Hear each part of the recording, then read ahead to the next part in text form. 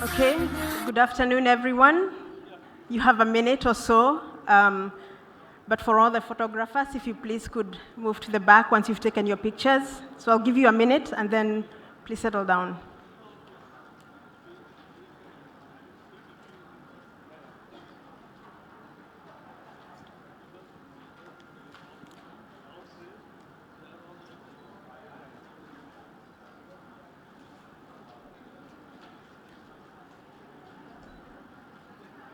Okay, I think we are ready to begin. May I request you to please move to the back?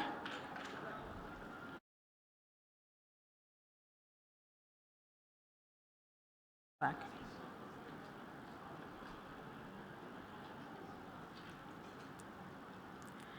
Please, if you take the time for the other journalists, we will not have enough time.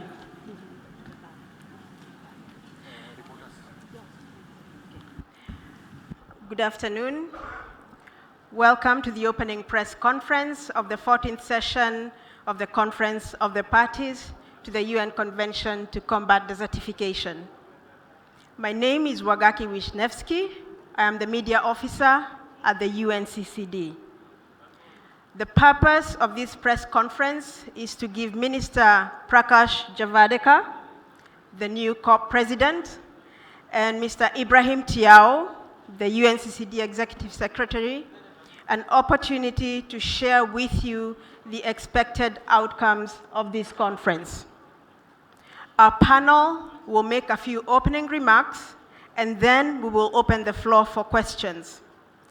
After this press conference, we invite you to proceed to the flag hoisting ceremony at the entrance outside of where you got your badges.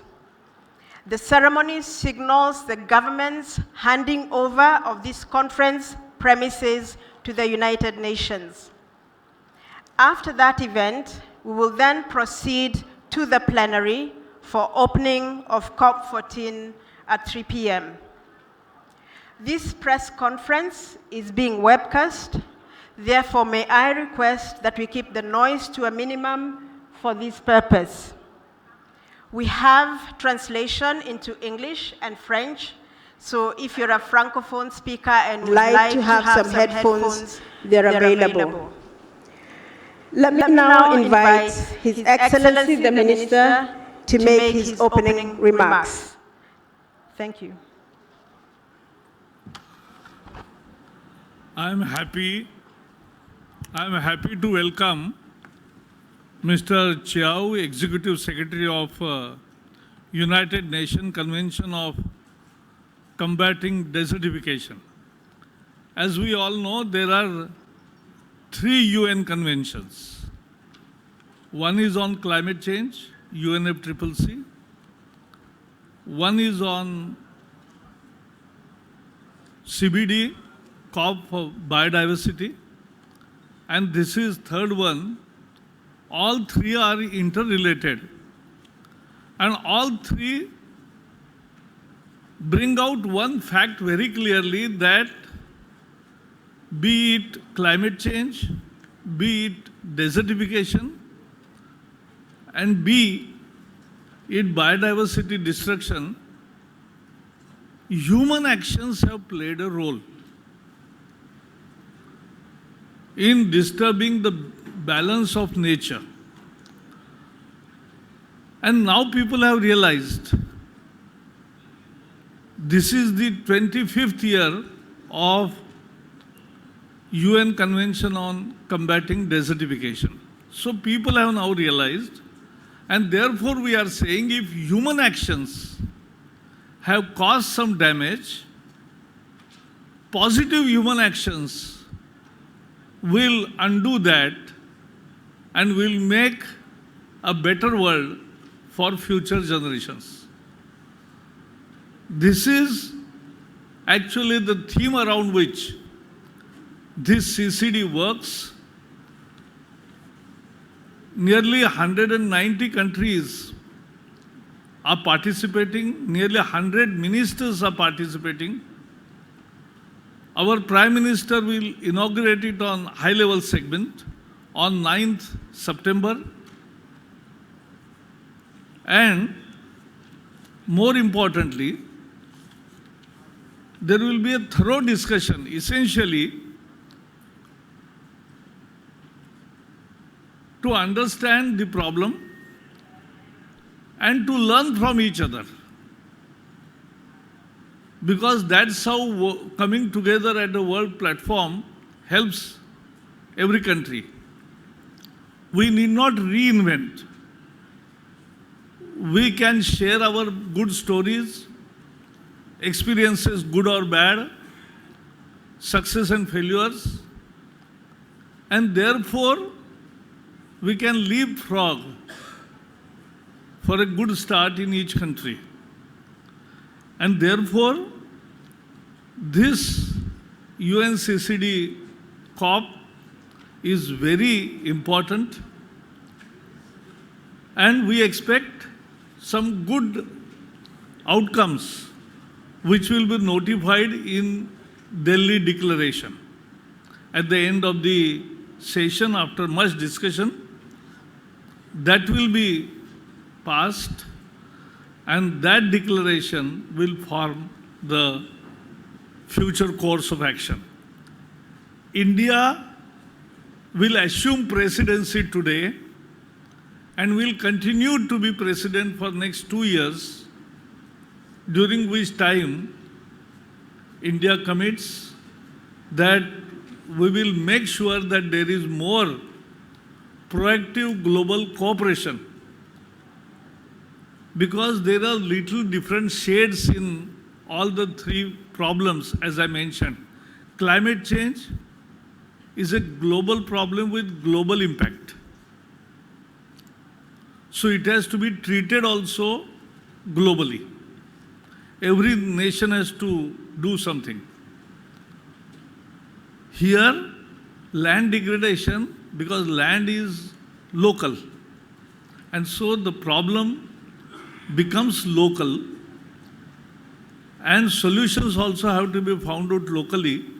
But there is science, technology, and as well as there is international experience which can be shared, and that benefits every country. And biodiversity, we have to protect it. It's a different issue again, but we have to protect it.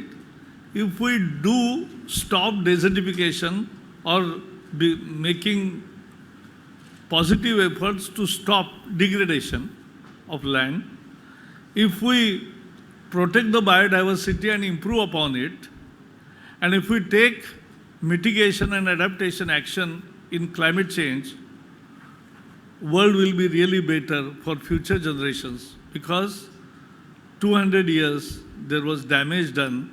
Now we have to restore, and that is the mission of this COP14. That's all from my side. Over to...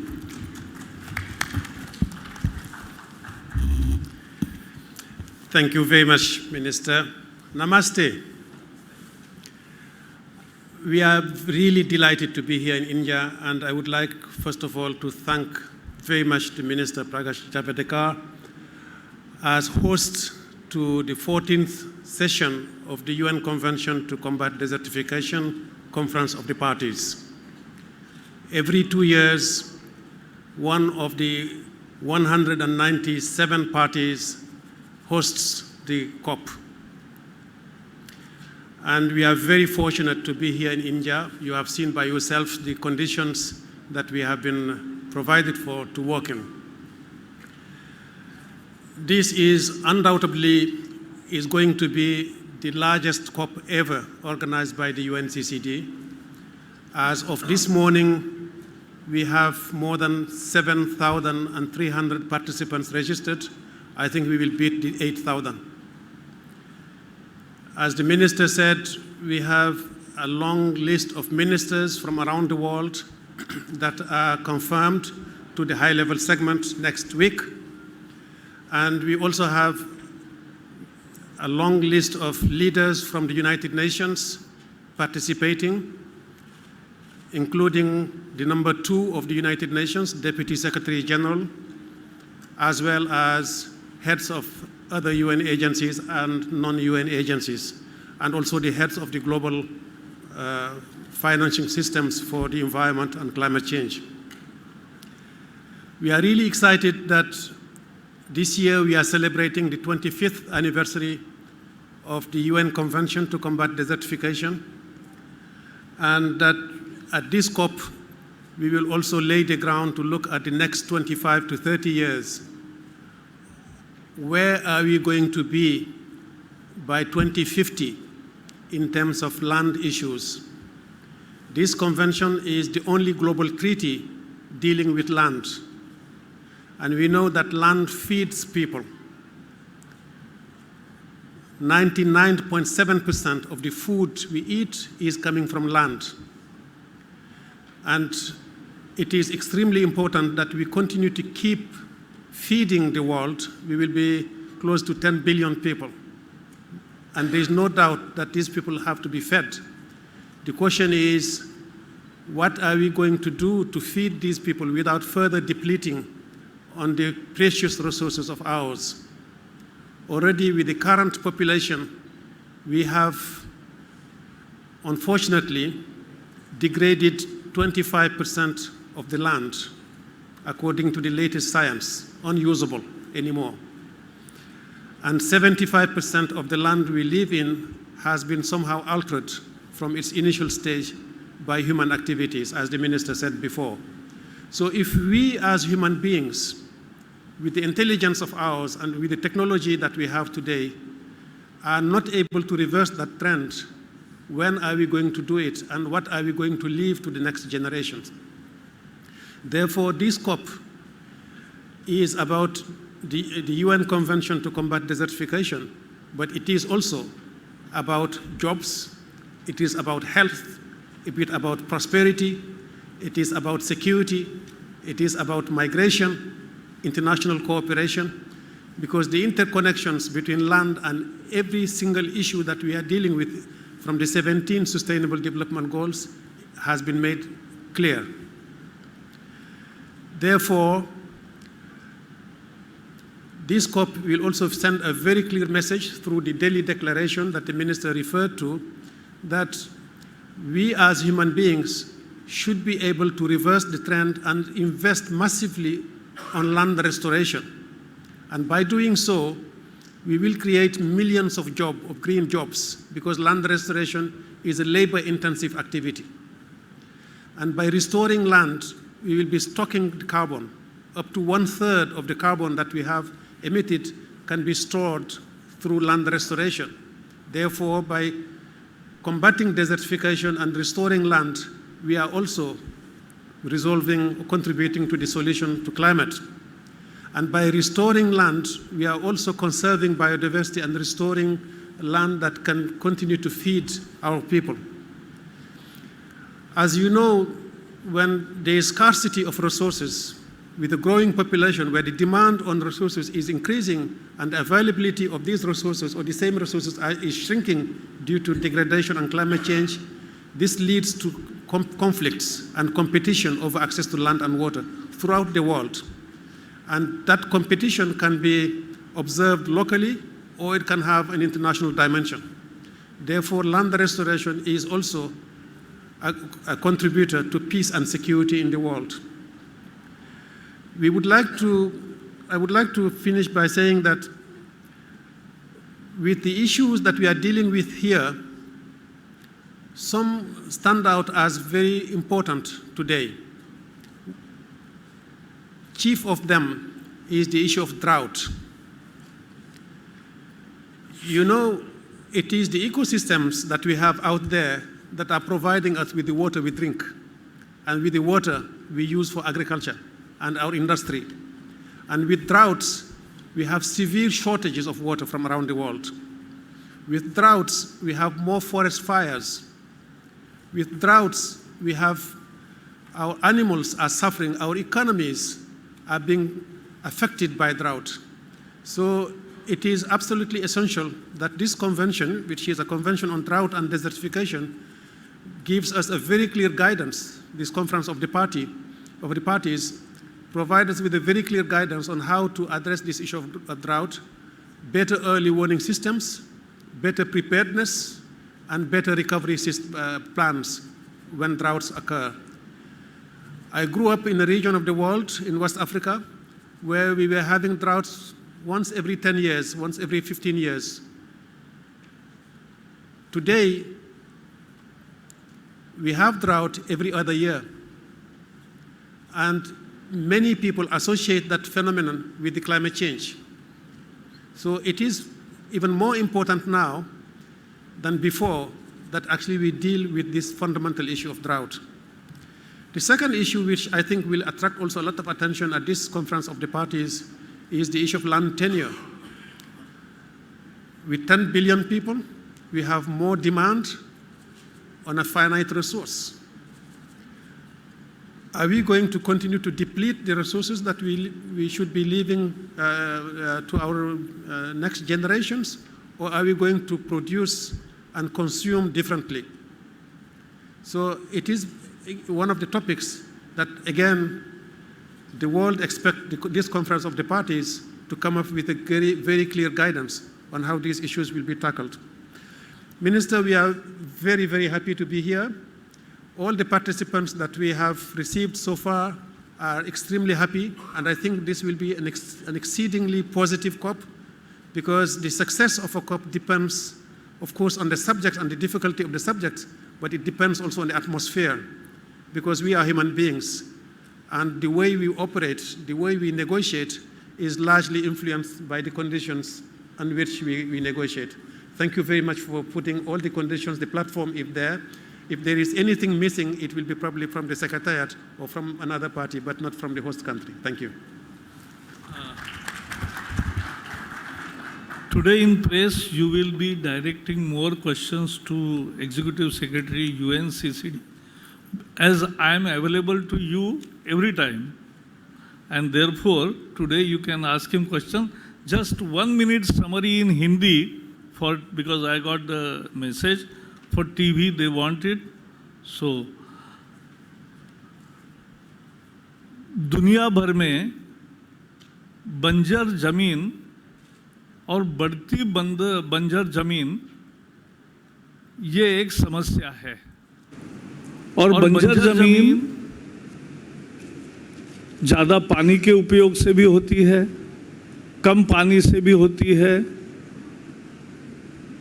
ज़मीन खिसक जाती है, बह जाती है, उसके कारण भी होती है। उसके साथ साथ डिफॉरेस्टेशन से भी होता है, और बहुत सारे मुद्दे हैं जिसके कारण ज़मीन बंजर होती है। अब बंजर ज़मीन को फिर से फर्टाइल बनाना, उसको फसल ले सकने जैसा बनाना, ये बहुत ज़रूरी है, संभव है।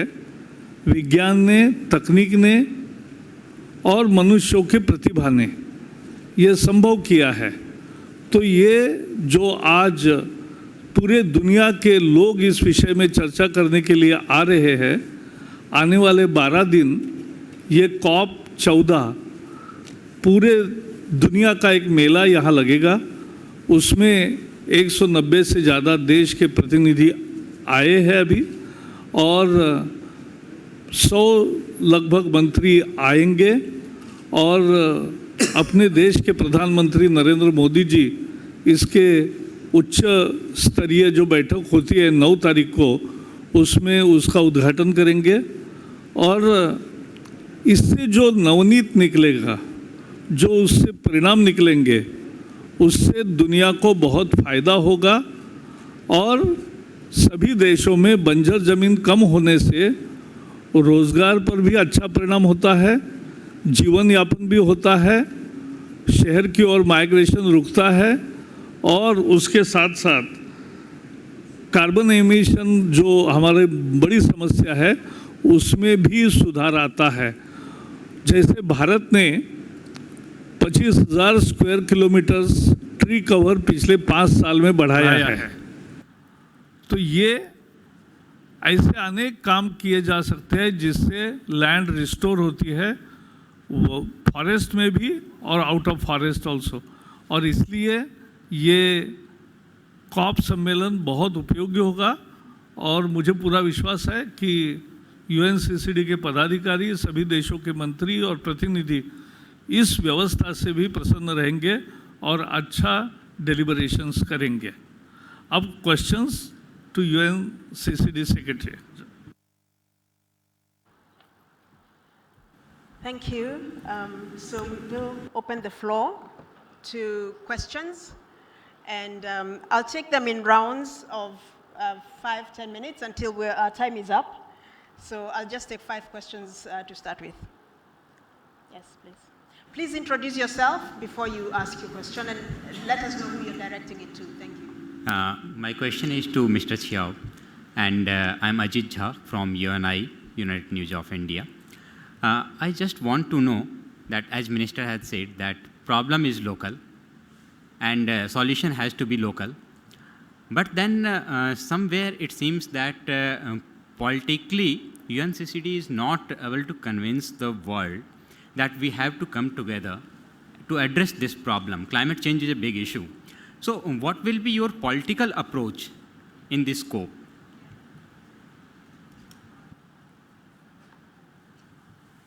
Shall I respond? No, next. Yes.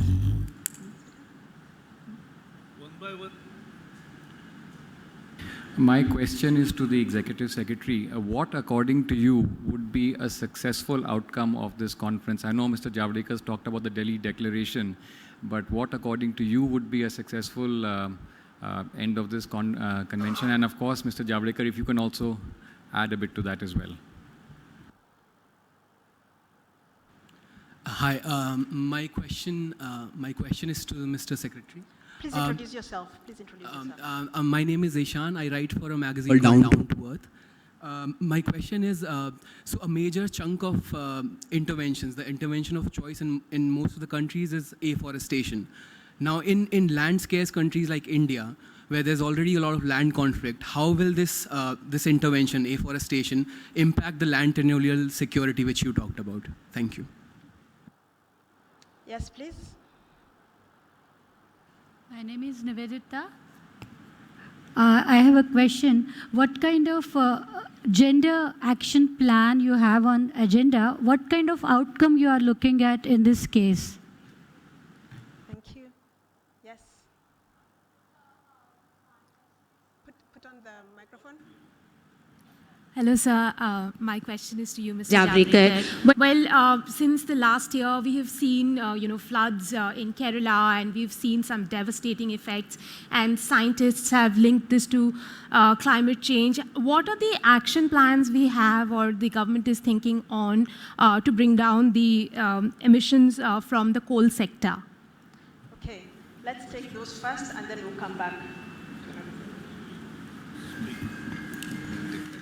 Thank you very much. Land degradation is the way it happens is that human activity has an action that is indeed local. But this doesn't mean that you do not need international cooperation. This does not mean that you should not work on activities that may have been undertaken at a local level, for example, to produce food or coffee or banana or plantation, but the consumption is happening miles away, thousands of miles or thousands of kilometers away. Therefore, it is very important to understand this notion of what we call telecoupling. I live in Germany, but I'm absolutely certain that the coffee I'm drinking in Germany is not produced locally. Therefore, what is the impact of my coffee consumption on land elsewhere? I also know that the banana I consume there has a water footprint, has a land footprint, and therefore, am I conscious about the impact of my consumption on the land? Therefore, whilst the action is local, it is very clear to understand the interconnections between all of these issues. How are we going to address this from the political point of view? The UNCCD, as the minister said, has been negotiated at the same time as the Climate Convention and as the Biodiversity Convention, for a very good reason, because these are the three pieces of one puzzle.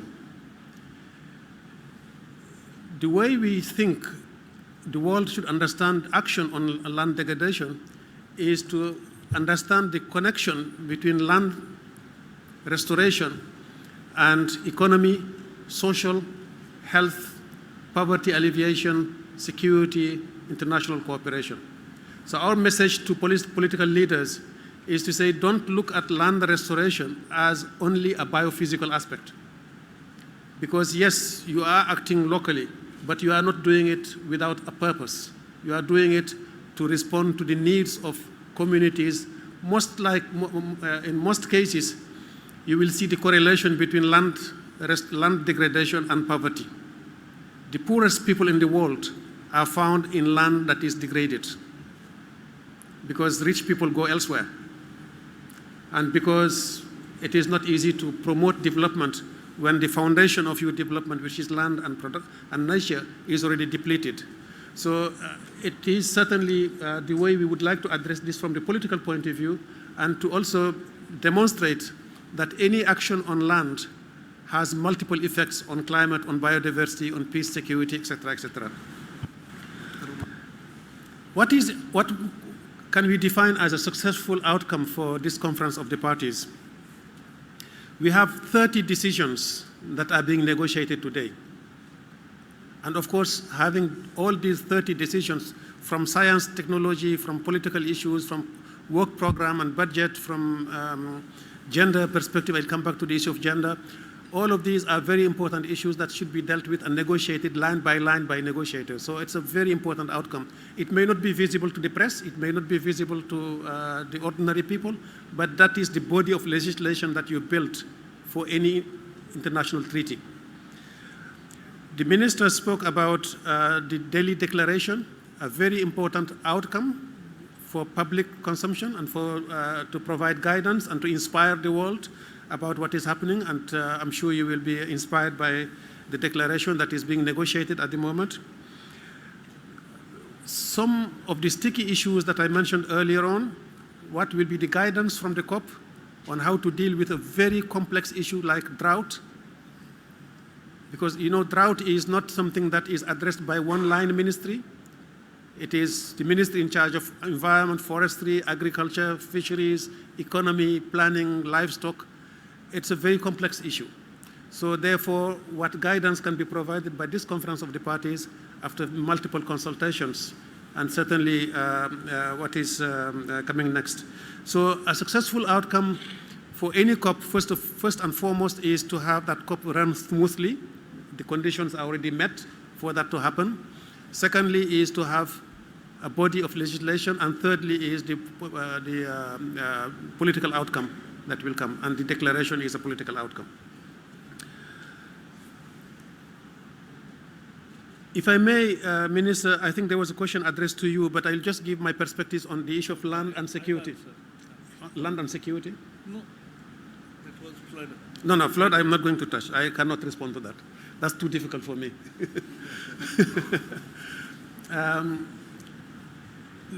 The connections between land and security, it may not be very clear to many. But again, I come from the part of the world where land and security issues are becoming extremely explosive. You know, in Africa right now, you have 1.1 billion people, and there will be 1.5 by the middle of this century, probably 2 billion by the end of the century. So you will have more people in Africa than in India in the future. The pressure on land is enormous.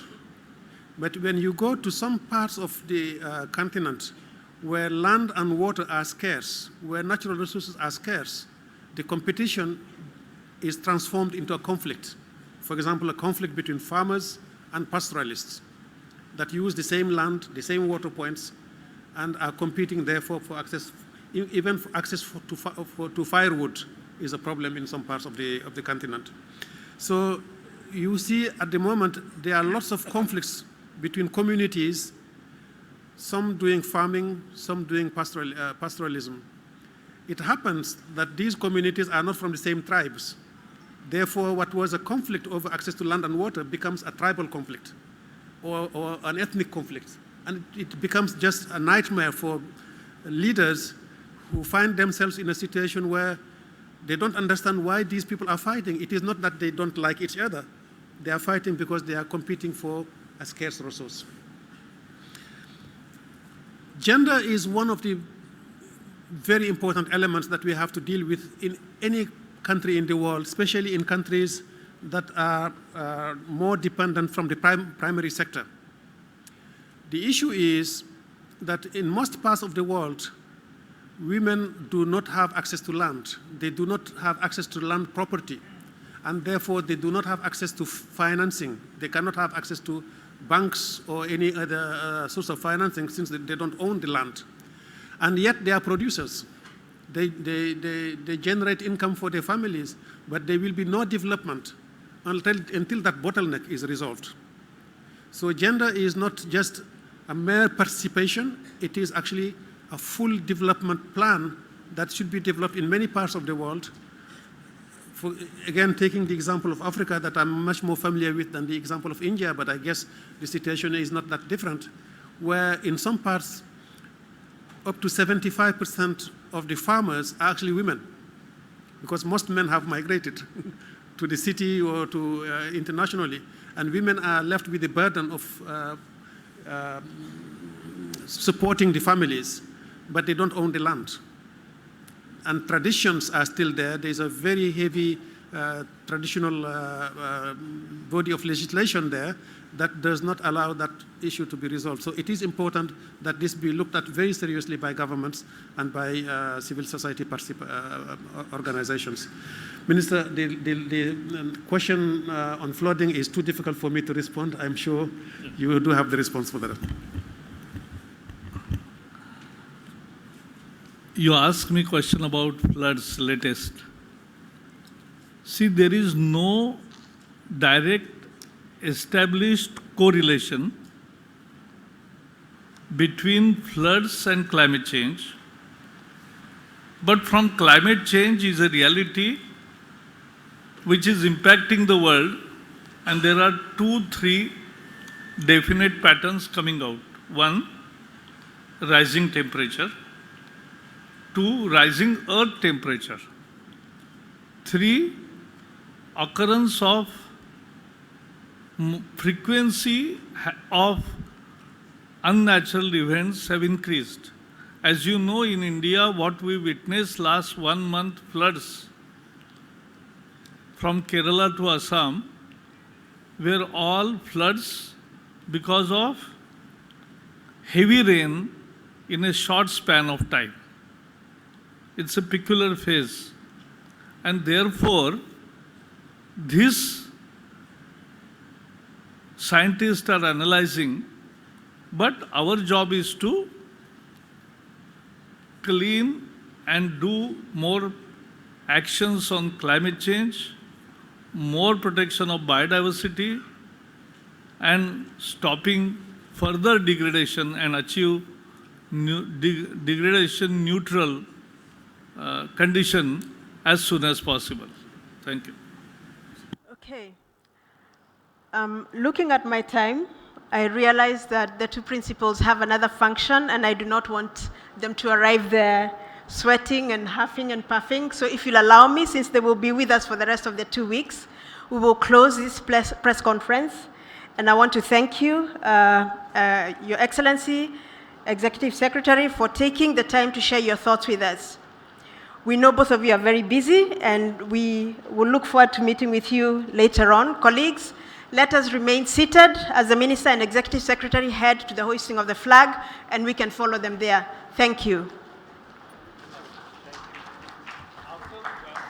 After flag hosting, there will be opening of exhibition, which is worth watching. Please join.